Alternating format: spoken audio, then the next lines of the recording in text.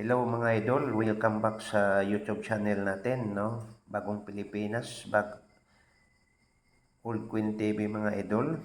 So mga idol, another quarter dollar na naman mga idol ang ating nahuli ngayong araw na to mga idol at yan ang pag-uusapan natin.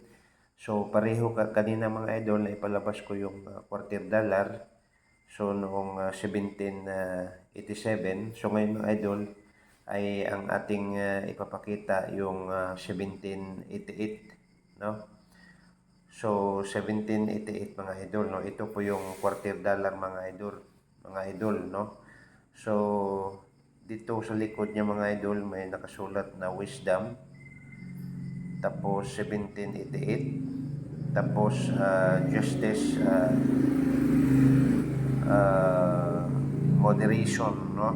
So yan po yung nakasulat mga idol sa likuran, no? So dito sa kabila mga idol yung kanang mukha, no? So United States of America. So dati mga idol, liberty and quarter dollar. Mga idol, kung titingnan niyo ang aking barya ay parang may mga itim-itim siya mga idol dahil hindi ko siya nililinis. Dahil kung lilinisin mo ang isang barya ay madamage, no? So pinapabayaan ko lang yung mga idol. So mga idol, pag-uusapan natin ngayon. Pero bago tayo magsimula, kung magugustuhan mo tong video na to, please huwag kalimutan mag-subscribe, paki-like at paki-pindot ang notification bell para lagi tayong updated sa ating mga susunod na mga video mga idol. So alam niyo mga idol, itong coins na to ako'y masayang masaya dahil nakakuliktan ako ng mga coins na may kasaysayan, no? So sabi ko nga mga idol, kung tayo ay makakita sa coins na ito, so alam na kung anong gagawin natin kasi itong coins na ito mga idol ay hinahanap na rin ito ngayon ng mga iba't ibang collectors, lalo na sa international collectors, no, sa ating mga old coins.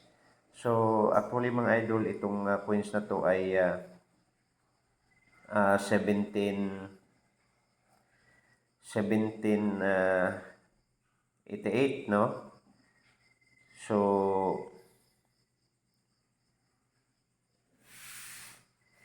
napakaganda niya mga idol, no? Itong coins na to, no?